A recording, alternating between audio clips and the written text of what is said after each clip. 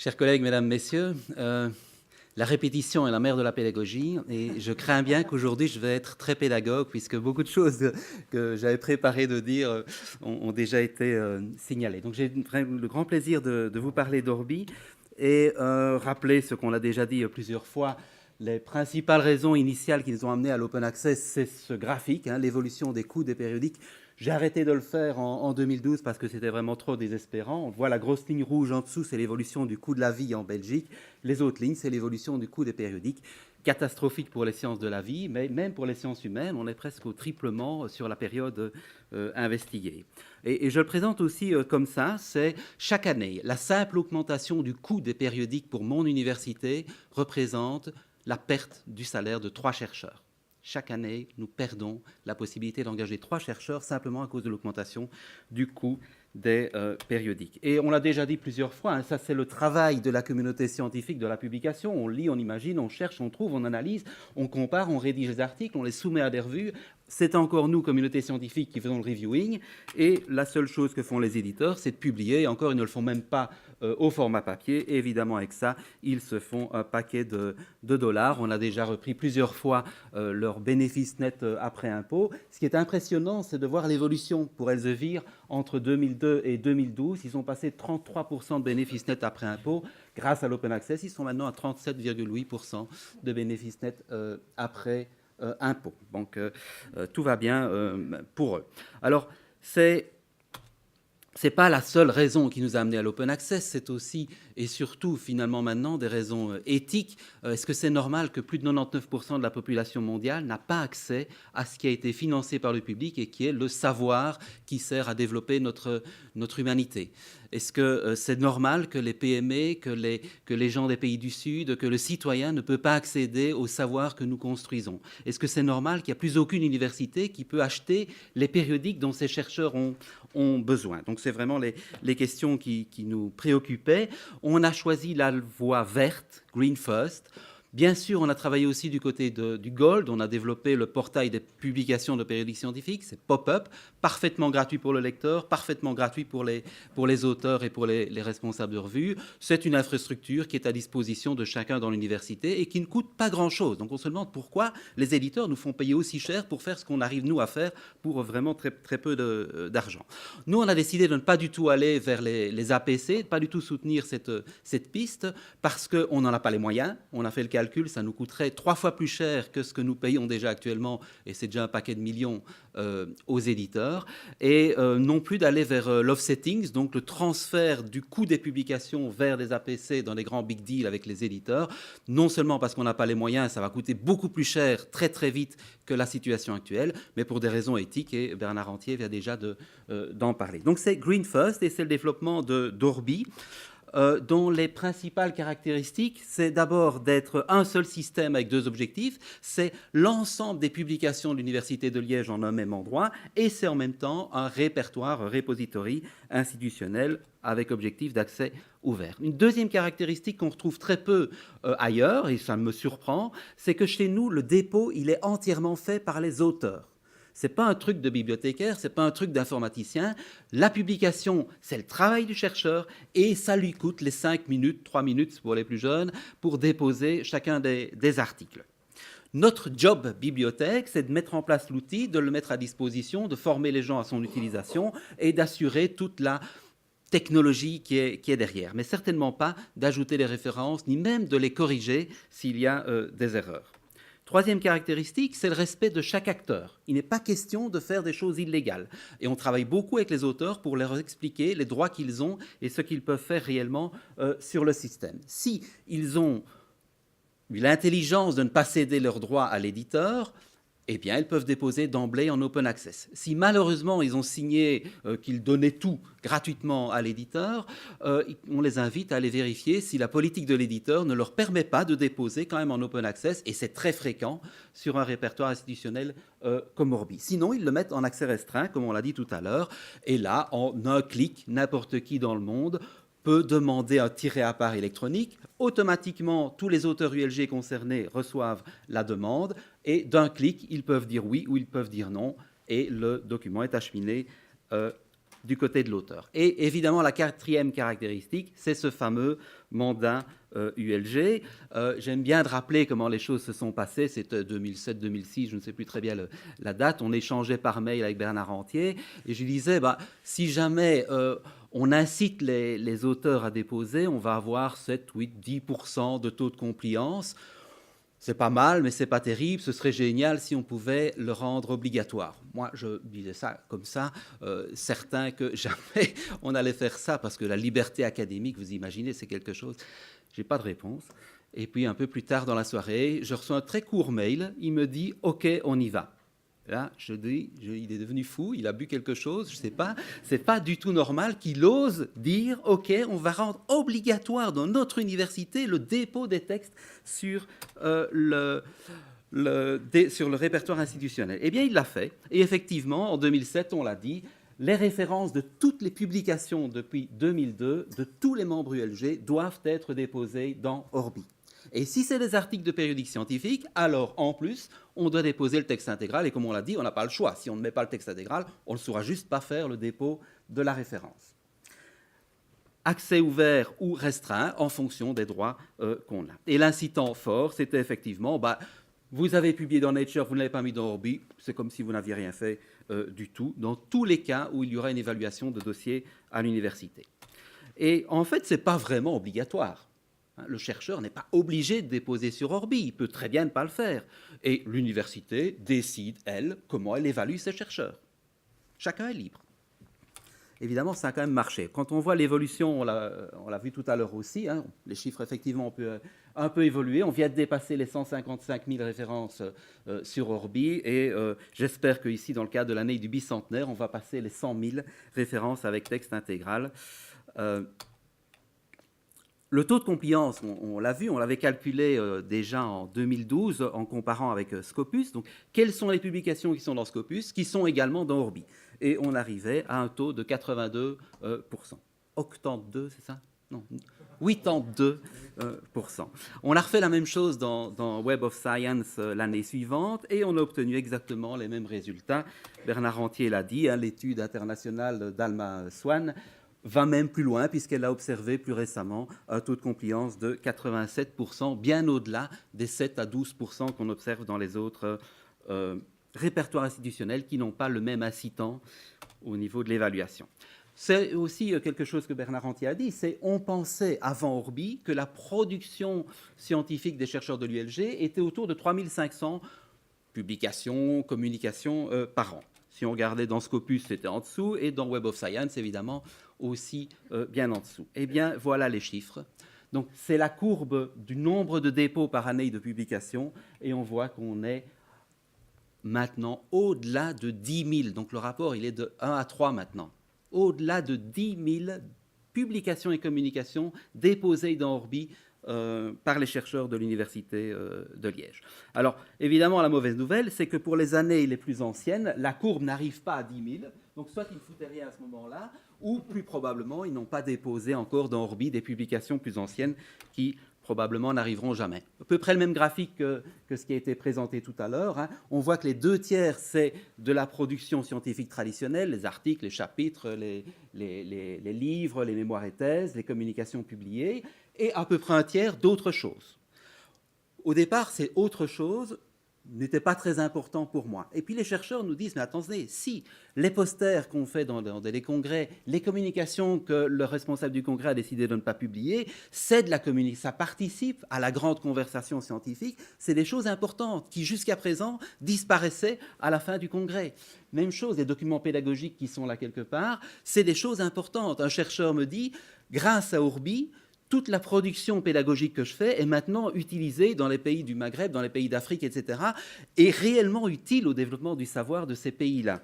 Avant Orbi, ce n'était juste pas possible. Ça, c'est un graphique que je trouve très intéressant, c'est l'évolution des textes intégraux. On voit que, je ne sais pas si j'ai une souris, oui, ici, qu'au début, eh bien, il n'y avait qu'un gros quart des publications déposées d'Orbi qui étaient mises en open access, et à peu près la moitié des textes qui étaient en open access. Ça évolue d'année en année et maintenant on a presque la moitié des dépôts des full text dans Orbi, c'est de l'open access. Et les 3/4, ils mettent le texte intégral. Ça montre bien que les chercheurs ont compris tout l'intérêt qu'il y avait à déposer en accès intégral. Alors que ce n'est pas demandé. Le mandat, c'est juste vous déposez le texte en open access ou accès restreint si vous voulez. Là aussi, c'est quelque chose qui est intéressant, c'est à quel moment est-ce qu'il dépose dans Orbi. La règle, c'est dès que c'est accepté par l'éditeur, dès l'acceptation de publication. Eh bien, on observe qu'en règle générale, il dépose dans Orbi avant la date de publication. Et ça, c'est extrêmement intéressant dans pas mal de secteurs parce que ça veut dire qu'on va être lu plus tôt, on va participer plus vite au développement du savoir, on va être cité plus vite. Bien sûr, il y a aussi les retardataires qui attendent des mois ou même parfois des années après la publication pour déposer dans Orbi, probablement en attendant une campagne de promotion. Alors, l'effet du bâton, clairement, au début, ça a joué. Effectivement, c'est en ça probablement qu'on n'y serait pas arrivé. Mais, et c'était important pour moi, si on met le bâton, il faut absolument que le chercheur y trouve son compte, qu'il ait plus de bénéfices que de contraintes. Et donc, on a réduit au maximum dans l'outil les contraintes. Je ne voulais pas un outil de bibliothécaire, je ne voulais pas un outil d'informaticien pourri que personne n'a envie d'utiliser, je voulais quelque chose qui ressemble aux besoins des chercheurs. En quelques clics, quelques trucs, on arrive à un beau résultat facilement. Et de l'autre côté, on maximise les bénéfices en ajoutant les services à valeur ajoutée le plus possible pour qu'ils se disent ouais, c'est pour Bernard Rentier pour lui faire plaisir, mais en même temps, moi, j'y gagne. Donc, ça vaut le coup de le faire, ça vaut le coup de perdre les 5 minutes pour le faire. Il y a toute une série de valeurs ajoutées qu'on a développées, je vais en montrer l'une ou l'autre. Et je voulais revenir sur l'effet du bâton. Si on regarde les 3 petites fenêtres qui sont là, c'est les 3 campagnes de promotion dans le corps académique de l'Université de Liège. Et on voit qu'il y avait une grosse bosse. Première année, effectivement, pendant les 2-3 mois avant les promotions, ils ont déposé intensivement. On a même arrivé à plus de 700 dépôts sur une seule journée. Vous imaginez, le serveur, il était un peu sous stress là. Et puis cette courbe, cette bosse, elle se retrouve dans les autres campagnes, mais de plus en plus faible. Cette entrée dans les mœurs, je n'ai pas été au-delà de 2014 parce que maintenant, elle est quasi invisible sur un graphique. Alors, conformité au mandat, oui, effectivement, pas le choix. Les articles de périodique depuis 2002, ils sont tous avec le texte intégral. Mais ce qui est intéressant, c'est que pour les autres types de documents où ce n'est pas obligatoire, ou pour tout ce qui est antérieur à 2002, le résultat est extrêmement intéressant. Il dépose largement avec le texte intégral, et bien souvent, ce texte intégral est en open access, alors que rien ne les y oblige. Voilà un exemple de service à valeur ajoutée, c'est les fameux rapports de publication. Il y a des modèles différents par type de discipline. On ne présente pas son rapport de publication de la même manière en médecine qu'en philosophie. Et donc, on a défini avec les secteurs la manière dont ils souhaitaient que ce soit présenté. Et ça se fait tout seul, en un clic. Et on a toute une série d'informations. Est-ce qu'il y a un texte intégral? Avec le petit cadenas, c'est de l'accès restreint. Les autres, c'est de l'accès ouvert. On a ajouté toute une série d'éléments bibliométriques. Et c'est important pour moi. Parce que jusqu'à présent, les évaluateurs se contentaient de l'horrible facteur d'impact. Vous voulez le facteur d'impact, vous allez l'avoir. Celui d'aujourd'hui et celui de l'année où l'article a été publié. Et puis, on va vous donner l'impact factor 5 aussi. Et puis, on va vous donner aussi l'eigenfactor. On va vous donner le nombre de citations dans Scopus. On mettait aussi celui de Google Scholar jusqu'à ce qu'il nous blacklist. Et on vous donne toute une série d'éléments bibliométriques qui ne vont pas dans le même sens et qui invitent les évaluateurs à se dire « mais tiens, il n'y a pas qu'un chiffre. On ne réduit pas une publication, on ne réduit pas un chercheur à un seul chiffre. C'est une combinaison d'éléments, 24 critères dans la proposition européenne. Et finalement, ça vaut peut-être le coup d'aller lire le document pour se faire une idée. » On a aussi le nombre de citations, de downloads à partir d'Orbi, etc., etc. Et on peut même, à la fin, avoir une synthèse avec même H-index du rapport de publication. Voilà, une autre valeur ajoutée, c'est la possibilité en 3 clics de générer un petit composant qu'on va mettre dans sa page web de labo ou sa page web personnelle et automatiquement à partir de là, tout qui va aller sur cette page va voir votre liste de publications actualisée automatiquement dès que vous avez ajouté quelque chose dans Orbi. Un autre gros travail, c'est le référencement. Moi, je ne suis pas convaincu que tous les chercheurs du monde entier, d'Australie, du Japon et de Nouvelle-Zélande, vont se dire « je fais une recherche sur tel sujet, je vais quand même aller voir à l'Université de Liège, sur leur truc Orbi, voir s'il n'y a pas des choses intéressantes ».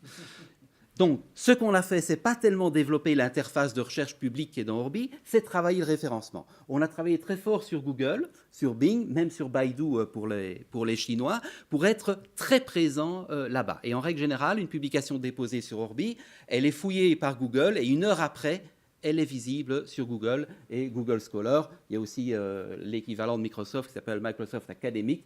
Et puis, tous les harvesters particulier, en dessous, vous le voyez, Bez de l'université de Bielefeld, qui harveste je crois que c'est plus de 2000 répertoires institutionnels dans le monde. Donc, c'est devenu une base de données fabuleuse pour trouver des publications scientifiques. Il y en a plus de 100 millions, accessibles gratuitement par un répertoire institutionnel dans le monde. Aussi sur PubMed, maintenant, un chercheur du monde entier qui va sur PubMed et qui trouve un article qui a été publié par un chercheur ULG, sauf si c'est Elsevier, parce que ce sera le lien Elsevier qui va apparaître en premier lieu, mais même pour beaucoup d'autres auteurs, il verra directement dans PubMed le lien vers Orbi. Ici, à votre droite, il y a aussi tous les outils Discovery qui sont utilisés dans toutes les bibliothèques du monde. Hein. Et donc, vous êtes sur votre bibliothèque, dans votre outil Discovery quelque part, vous faites une recherche, vous allez trouver tout ce qui se trouve sur Orbi en open access automatiquement. Donc la logique, c'est être présent partout où les chercheurs du monde entier font des recherches bibliographiques d'une manière ou d'une autre. Puis alors aussi sur les réseaux sociaux, en particulier, on tweet systématiquement toute nouvelle publication déposée dans Orbi. Alors ça peut être retweeté et être visible autrement. Alors les visualisations et downloads à partir d'Orbi, eh bien les voilà. Je n'ai pas mis de pourcentage, je n'en sais juste rien du tout. C'est ce qui vient s'ajouter aux autres visualisations et downloads par le site de l'éditeur, par 36 choses, hein, par des pages personnelles, par des photocopies du printer, etc. Donc c'est en plus de ce qui est déjà visible par d'autres manières, par d'autres outils. Voilà l'évolution des downloads sur Orbi. Les premiers mois, les premières années, on était vraiment contents, ça montait petit à petit, on arrivait jusqu'à quelques dizaines de milliers de downloads par mois. Et puis, subitement, à l'été 2014, qu'est-ce qui se passe? Ça tombe. Et là, la première réaction, c'est de se dire, les chercheurs du monde entier sont sur la plage ou bien en montagne et ils ne cherchent plus, ils sont en train de se reposer. Mais ça tombait vraiment très fort. Alors on a commencé à creuser dans les logs, à analyser, etc., ce qui se passait. Et on a compris qu'en réalité, notre ami Google avait décidé de changer ses manières de fouiller les répertoires institutionnels dans le monde, ses manières d'analyser les pages web et donc de nous référencer. On a essayé de prendre contact avec eux, on a eu beaucoup de chance parce qu'on a pu travailler avec les ingénieurs de Google et adapter notre manière de présenter les références d'Orbi d'une manière compatible avec leurs demandes. Et dans les jours qui ont suivi, c'est remonté. Mais ce n'est pas remonté un petit peu, ça a explosé nos limites. Et donc maintenant, on doit changer les axes du graphique pour montrer où on en est dans le nombre de downloads. 2016, 4 millions de downloads à partir d'Orbi. Et je dis des downloads à partir d'humains, parce qu'on a des outils qui filtrent tout ce qui est fait par les bots, par les robots de Google, etc. Si on laissait tout ça, on peut tripler, quadrupler les nombres. Donc là, c'est vraiment des choses qui sont faites par les humains. Et en moyenne, on a maintenant 10 000 downloads par jour qui se font à partir d'Orbi. C'est quand même un gain de visibilité gigantesque. Je vous l'ai montré sur la carte. Voilà en 15 jours d'où viennent les accès sur Orbi. Alors, il y a quelques pays, effectivement, qui n'ont pas accédé. C'est 15 jours. Si je vous montrais sur une année complète, il y aurait peut-être qu'un pays qui resterait qui n'a pas accédé à Orbi. Donc c'est un gain de visibilité qui est fabuleux. Avec parfois des petites surprises. Hein.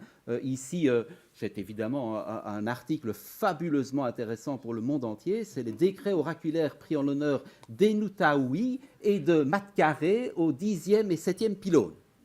C'est essentiel pour le développement de l'humain, hein, on est d'accord.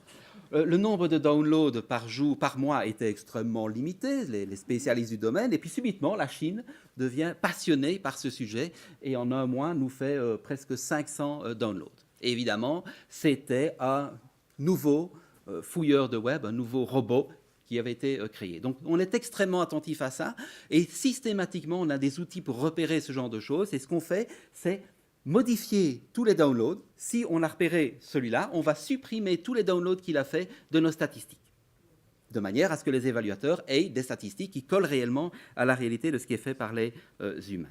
Alors, ça, Bernard Antier l'a déjà montré, c'est le nombre moyen de downloads qu'on peut avoir pour des références. On l'a fait là sur 51, un peu plus de 51 000 références avec texte intégral en octobre 2017. Ça fait quelques millions de downloads. Et si on l'a mis en accès restreint, voilà le nombre de downloads auquel on peut s'attendre en moyenne. Donc, si on prend au total, ça fait 28 fois plus, mais en fait, ce chiffre, il est un peu faussé parce qu'à partir de l'Université de Liège, on n'a pas besoin de faire quoi que ce soit, on a toujours accès, il n'y a pas d'accès restreint, c'est un accès systématique. Si on reprend simplement le monde extérieur, 36 fois plus downloadé si c'est en accès ouvert par rapport à l'accès restreint. Et là aussi, Bernard Antier l'a montré, on a essayé de voir si le fait d'être sur Orbi augmente le nombre de citations qu'on peut espérer, et les chiffres nous impressionnent. Quand j'ai fait cette analyse-là, je l'avais d'abord fait sur Scopus avec un échantillon restreint de peu plus de 300 références, et je me suis dit, c'est pas possible, on ne peut pas doubler le nombre de citations simplement parce qu'on est plus visible sur Orbi. J'ai dû louper quelques variables parasites, mon échantillon n'est pas bon. Et donc je l'ai refait beaucoup plus largement sur plus de 7000 références, en fait l'ensemble des publications 2007-2011, même résultat, le double de citations. Alors, je ne dis pas que c'est l'effet Orbi, il y a peut-être encore autre chose qui nous a échappé, mais en tout cas, c'est congruent avec ce qu'on trouve ailleurs dans la littérature. On a refait aussi une autre analyse, et c'est très important pour nous, le nombre moyen de citations qu'on peut espérer dans l'année de publication. Donc, je publie en 2017. Combien de fois en 2017 je vais être cité? Si on regarde le nombre moyen avant Orbi, on est environ 0,53 citations par article. Après Orbi, la moyenne monte à 0,78. Donc on a un gain de 47%. Alors, bien sûr, ce qui serait intéressant, c'est de comparer ça avec des moyennes mondiales, indépendamment d'Orbi, parce qu'il y a peut-être une évolution du nombre de citations. Je n'ai pas ces chiffres-là, mais c'est quand même interpellant parce qu'on voit clairement la coupure juste au démarrage d'Orbi. Alors, obligations, bâtons, etc. Comment est-ce que les chercheurs ont réagi? Eh bien, on a fait une enquête il y a 2 ans maintenant auprès des chercheurs pour leur demander leur degré de satisfaction. On s'attendait au pire, et voilà ce qu'on a obtenu. 90%, plus de 90% des chercheurs se disent satisfaits à très satisfaits d'Orbi. Alors là, quand on impose quelque chose à l'université et que les gens sont satisfaits à 90%, on ne s'y attendait pas tout à fait. Alors, on a parlé beaucoup d'open access pour les articles, bien entendu, c'est l'essentiel, mais ce n'est pas que les articles. Et je voulais vous parler d'un cas récent qui est tout à fait intéressant. C'est Jean-Michel Lafleur qui a publié un ouvrage très récemment, c'était mi-novembre, « Pourquoi l'immigration ?» Et il a décidé, en plus de la version papier, de mettre une version sur Orbi en open access. Eh bien, 3 jours après la publication, voilà ce qu'il m'écrit. C'est phénoménal. Un livre scientifique en Belgique francophone vend 500 exemplaires quand ça va bien. Ici, j'ai eu 3000 téléchargements en 3 jours. J'ai regardé il y a quelques jours, on est maintenant au-delà de 11 000 downloads de son bouquin. Et donc, il n'aurait jamais pu espérer ça en vendant l'ouvrage de manière traditionnelle. Je lui ai demandé, c'était il y a une semaine, ça, combien de versions papier avaient été vendues? 43. Sur la même période. Mais il dit l'éditeur n'était pas très content en fait avec l'open access, il l'avait négocié, donc l'éditeur n'a pas à se plaindre. En fait, il n'a fait aucune publicité, il n'est disponible dans aucune librairie. Si vous voulez l'avoir, vous devez le commander. Et à ce moment-là, il l'imprime et vous l'envoie. Donc l'éditeur n'a pas joué le jeu, parce que chez un autre éditeur où il y a eu aussi de l'open access books, ce qu'on constate, c'est que le nombre de ventes augmente lorsque l'article, le bouquin est en open access. Parce que pour quelques dizaines d'euros, on a le bouquin papier avec soi également, alors si le bouquin était intéressant. Voilà les principales clés de la réussite, je pense, d'Orbi que j'ai essayé de reprendre ici. Il y a évidemment le mandat, c'était évidemment essentiel. L'incitant, si vous ne le faites pas dans vos évaluations, vous allez le payer tout de suite. La cohérence institutionnelle, j'avais très peur que Bernard Antier, dans les premiers mois, lorsque son cher collègue lui dirait « c'est très bien Orbi, mais en ce qui me concerne », et non, il n'a pas cédé, il a été parfaitement cohérent, et c'est ça qui a fait gagner le projet.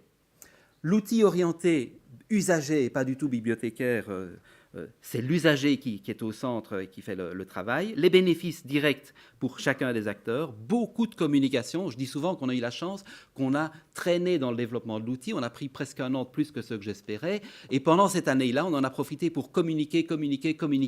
Bernard Antier n'arrêtait pas sur son blog et dans des messages aux chercheurs. Je faisais aussi ma part. Et les esprits ont changé. Quand l'Orbi est sorti, les esprits étaient prêts à accepter le système. L'équipe qui est avec moi, l'équipe, les Orbi Girls, comme je les appelle, extrêmement investie, avec la volonté de répondre aux besoins des chercheurs à toute heure du jour et presque de la nuit. Et ça a changé les représentations. La bibliothèque, ce n'est pas simplement à 17h, on est fermé, plus personne, revenez plus tard. Vous avez une question par rapport au dépôt sur Orbi, on est le 24 décembre, vous envoyez par mail, vous avez une réponse le 25 décembre matin ou plus tard. Okay, alors c'était en fait très organisé de manière à ce que ce ne soit pas lourd pour l'équipe, mais ça a changé les mentalités chez les chercheurs. C'est un truc important pour l'institution, c'est un truc important pour les bibliothèques, on nous soutient et on nous aide réellement. Voilà, alors 10 ans maintenant presque qu'Orbi existe, on travaille sur une version 2 qui doit être encore plus conviviale, avec plus d'enrichissement de données, etc. Je ne vais pas m'attarder sur tous les détails qu'on aura à ce niveau-là. Voilà, je vous remercie.